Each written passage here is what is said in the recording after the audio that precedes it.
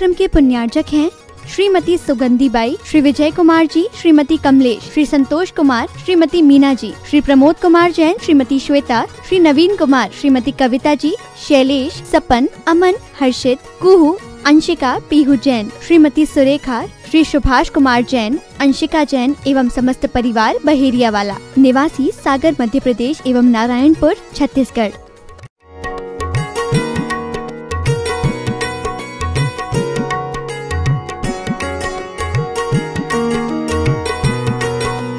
आदिम तीर्थंकर प्रभु आदिनाथ मुनिनाथ,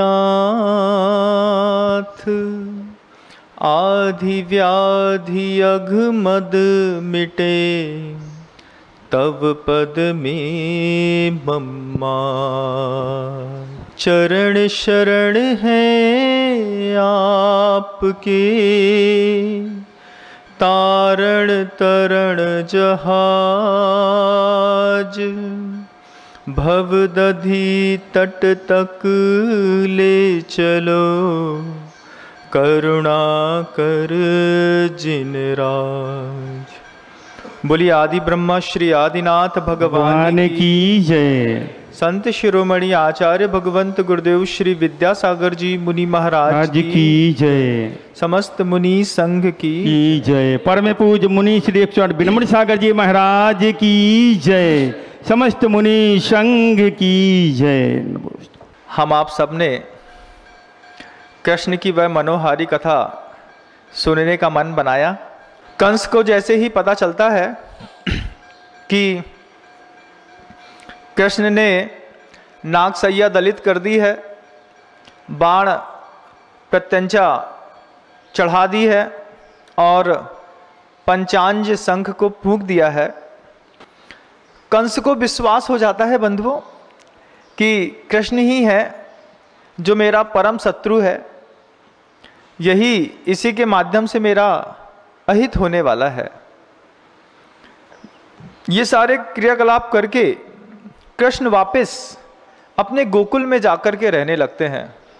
माँ यशोदा, नंद गोप का वह पवित्र वातावरण रहता है। कृष्ण बिल्कुल निश्चल मन के साथ अपने गोकुल में आनंदमय जीवन जी रहे थे। लेकिन कृष्ण प्रत्येक रात्रि को बार बार एक ही चिंतन करता, कंस चिंतन करता बार बार कि कृष्ण का कैसे वध किया जाए। एक और नई योजना सूझी और कंस ने गोकुल में आज्ञा भेज दी कि यमुना में जो कमल पुष्प खिले हुए हैं उन कमल पुष्पों को तोड़ करके शीघ्रातिशीघ्र राजभवन में प्रस्तुत करो। अब यमुना में वो जो कमल खिले थे उन कमलों के बीच में एक कालीय नाम का नाग रहता था। दुनिया उसको कालिया नाग के नाम से जानती है। जैसे कई बार एक आध शब्द घटाने बढ़ाने पर लोगों के नाम में परिवर्तन हो जाता है, तो जगत में उसका नाम कालिया नाग प्रसिद्ध हो गया। वास्तव में उस नाग का नाम कालीय था, जो काल बन करके वहां पर उपस्थित रहता था। वो जिसको भी काटता था वो मृत्यु को प्राप्त हो जाता था। अब उस काली नाग जहां पर रहता था उसी यमुना में पुष्प खिले थे कमल के बड़े बड़े, और राजभवन से आज्ञा आ गई कि पुष्प तोड़ करके शीघ्रातिशीघ्र राजभवन में पहुंचाओ। हर व्यक्ति के मन के अंदर चिंता कि जलधारा में अंदर प्रवेश करेंगे वो नाग कुपित हो जाएगा, कुपित होगा, काटेगा, हम मर जाएंगे। लेकिन सिर्फ एकमात्र कृष्ण थे जो बिल्कुल निशंक थे, कुछ नहीं होगा। और जैसे ही आज्ञा पहुंची और नंद गोप ने कृष्ण से कहा कि कृष्ण देखो तो कंस को बिल्कुल भी दया नहीं आती है, उस नदी में से कैसे कोई पुष्प निकाल के ला सकता है। कृष्ण बोलते हैं नंद गोप से, पिताश्री आप चिंता न करें, मैं अभी लेकर के आता हूं। और इस शब्द को जब कृष्ण ने नंद गोप से कहा कि मैं पुष्प लेकर के आता हूं, कृष्ण के जितने भी मित्र थे सबने सुन लिया। सबको पता था कि उसमें नाग रहता था, उस स्थान पे कोई जाता ही नहीं। कृष्ण गए तो जितने भी ग्वाले थे सारे के सारे ग्वालों ने पेड़ में चढ़ करके उस दृश्य को देखने का कौतुक प्रस्तुत किया। हम चढ़ करके देखते हैं कि कृष्ण कैसे निकाल करके लाते हैं। और बात ही बात में कृष्ण उस नदी के प्रवाह में उतरे और जितने भी पुष्प सुगंधित थे और मजबूत अच्छे दिख रहे थे सारे पुष्प तोड़ लिए। कालिया नाग सामने उपस्थित हुआ, ज़्यादा देर नहीं लगी। कृष्ण ने उसके मान का मर्दन करते हुए उसको वहीं पे अपने पैर के आघात से नष्ट कर दिया। कृष्ण बाहर आते हैं, सारे पुष्प देते हैं और बाहर खड़े हुए नंद गोप ये आश्चर्य को देख रहे हैं कि बचपन से ही कृष्ण के साथ कुछ ऐसी विसंगतियां हैं। कभी पूतना नाम की कोई महिला राक्षसी बन करके उसको जहर पिलाने आती है, कोई गाड़ी से उसको दबाना चाहता है, कोई पेड़ बन करके उसको नष्ट करना चाहता है।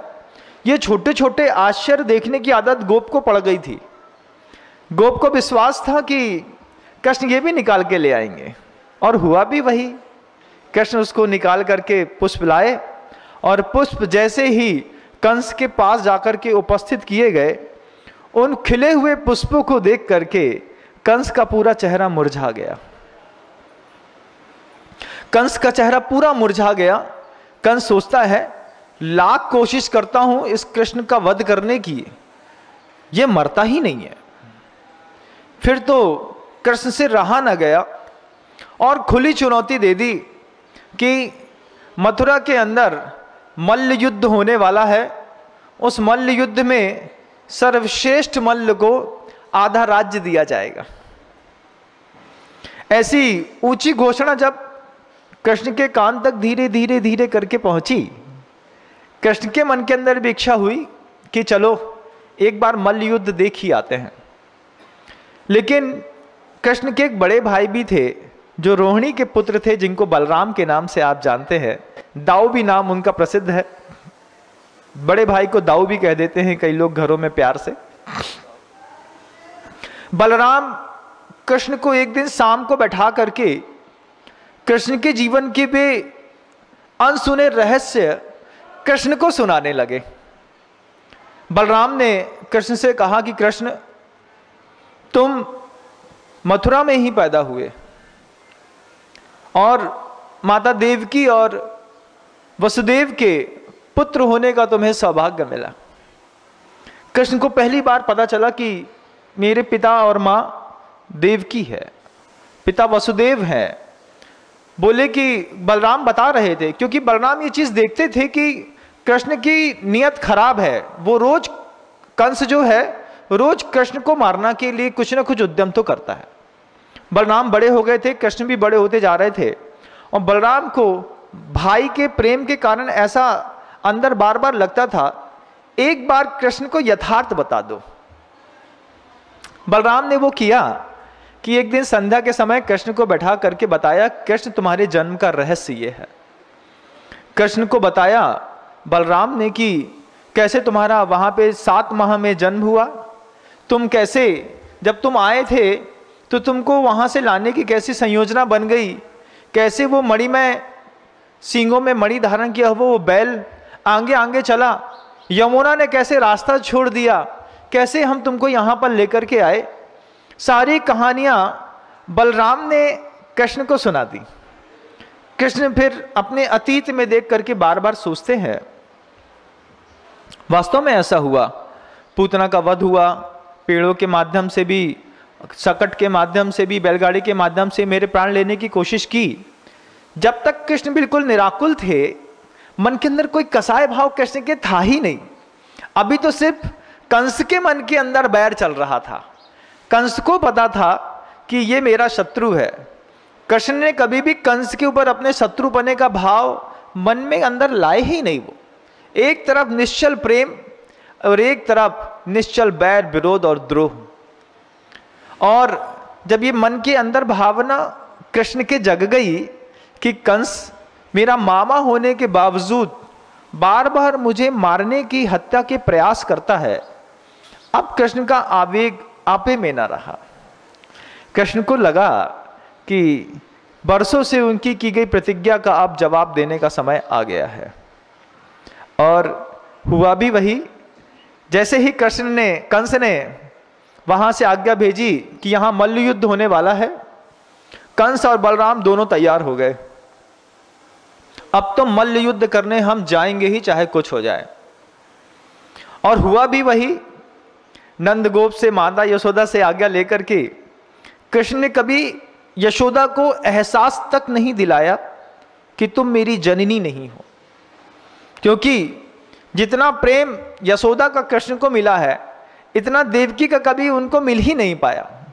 और कृष्ण यथार्थ को जानने के बाद भी अपनी उस यशोदा से उतना ही प्रेम करते रहे जितना वो देवकी के प्रेम के लिए लालायित थे। पहुंचे कृष्ण जैसे ही, तो गोपुर था बहुत बड़ा, राजभवन का जो किला था उसमें जो मुख्य प्रवेश द्वार था, उस मुख्य प्रवेश द्वार के पास जैसे ही जाकर के कृष्ण और बलराम खड़े हुए, बलराम ने कृष्ण को उस बहुत बड़े दरवाजे के ऊपर देखने के संकेत दिए।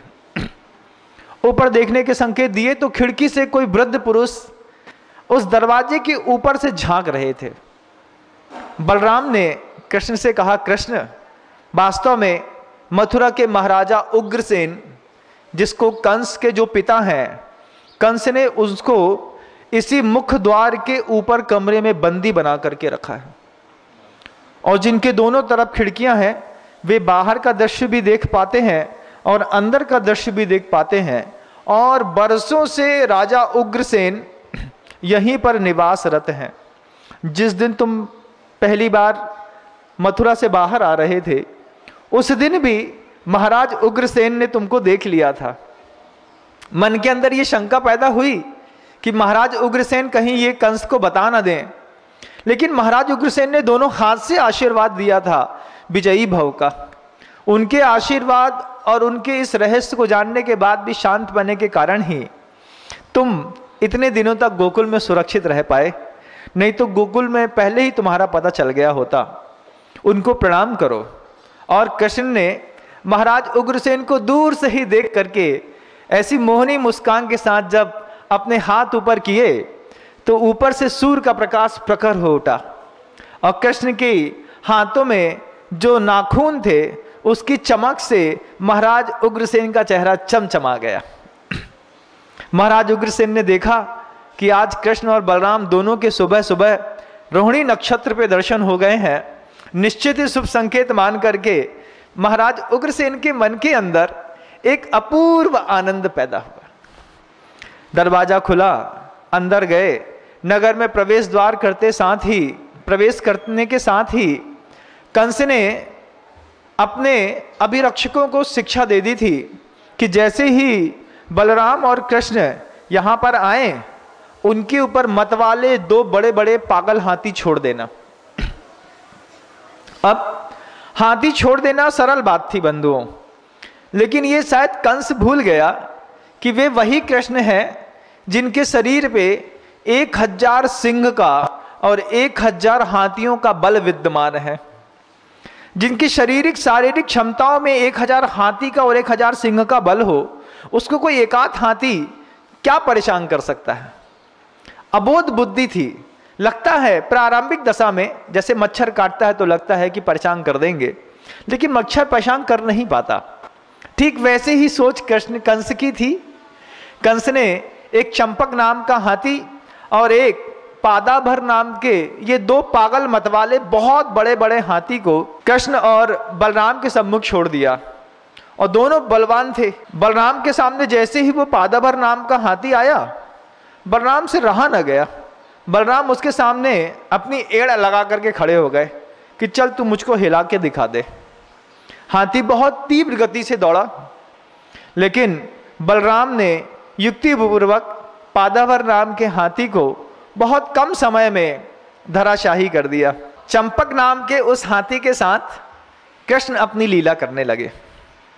जितना कृष्ण उस हाथी को छकाते, उतना ही वो हाथी और मतवाला होता। बहुत देर तक थका करके जब कृष्ण ने हाथी को त्रस्त कर दिया और हाथी एक स्थान पर खड़ा हो गया, तब कृष्ण ने फुर्ती से हाथी की सूंड में चढ़ करके हाथी के मस्तक पर जाकर के बैठ गए और पैर के ताड़न से हाथी के मस्तक को ऐसी जोरदार लात मारी कि हाथी का मस्तक वहीं पर विदीर्ण हो गया। सिंह के साथ ये खासियत होती है बंधु, सिंह का छोटा सा एक बच्चा भी हो 1-1.5 साल का और 6-6 टन के वो हाथी भी हो, तो भी अगर बब्बर शेर जिसके केसरी सिंह कहते हैं, जिसके गले में बाल होते हैं बंधुओं, और बाल कैसे भी होते हैं कि बाल बिल्कुल केसर के रंग के बाल होते हैं, उसको केसरी सिंह कहते हैं। वो केसरी सिंह का एक पंजा अगर हाथी के मस्तक पे पड़े तो हाथी के मस्तक की हड्डी के 1000 टुकड़े हो जाते हैं, एक पंजे की चोट से मात्र। ऐसे ही कृष्ण ने उस हाथी के मस्तक पर चढ़ करके और फिर जब अपने ही पैर की एक चोट मारी और वो चंपक नाम का हाथी जो है उसकी हड्डी के शतखंड हो गए। कंस को बहुत गर्व था कि मेरे इन 2 हाथियों का कोई मुकाबला नहीं कर सकता, लेकिन निष्फल गया और धीरे से बलराम और कृष्ण दोनों उस स्थान पर पहुंच गए जहां पर मल्ल युद्ध के लिए पूरी संयोजना तैयार की गई थी। कल्पना करिएगा आप, जैसे आप किसी क्रिकेट का स्टेडियम देख रहे हो, स्टेडियम के ठीक बीचों बीच में वे कृष्ण और बलराम खड़े हैं और चारों तरफ पूरी जनता खड़ी होकर के देख रही है। बस बार बार ये देखा जा रहा है कि कृष्ण और बलराम इनसे किसको भिड़ाया जाएगा। कंस भी इस पूरे आयोजन के सामने खड़े होकर के, सिंहासन लगा था, कंस उसमें बैठा था। बलराम और कृष्ण जैसे ही उस आयोजन स्थल पर जहां पर मल्ल युद्ध होना था वहां पर पहुंचे, आभूषण छोड़ करके और मल्लों की, योद्धाओं की जो लंगोट होती है वो पहन करके खड़े हुए और बलराम से अभी भी रहा न गया। बलराम कृष्ण को समझाते हैं, बोलते हैं कृष्ण वो देखो जो रत्नमय सिंहासन पर बैठे हैं वो तुम्हारे मामा कंस हैं, उन्हीं ने तुमको मारने का प्रयास किया। उसके बगल में जरासंध बैठे हैं, एक तरफ जीवद्देशा नाम की उनकी स्त्री जो तुम्हारी मामी कहलाती है वो बैठी है। जितने भी बड़े बड़े सुबट योद्धा थे, सारे के सारे बड़े सुबट योद्धाओं का परिचय बलराम ने कृष्ण को कराया। कृष्ण ने पहली बार आंख भर करके कंस को देखा, मामी जीवद्देशा को देखा, जरासंध को देखा और जितने बड़े बड़े सूरमा वहां पर थे सबको कृष्ण ने जी भर के देखा और अपने मन की तृप्ति करी। तृप्ति करने के पश्चात जैसे ही मल्ल युद्ध के लिए कृष्ण ने और बलराम ने अपनी जांघें ठोंकी, वैसे ही वहां से कंस की आज्ञा हुई और चाणूर नाम का एक बहुत बड़ा मल्ल वहां पर आकर के खड़ा हुआ। उसके पीछे पीछे एक मुष्टिक नाम का मल्ल भी योद्धा।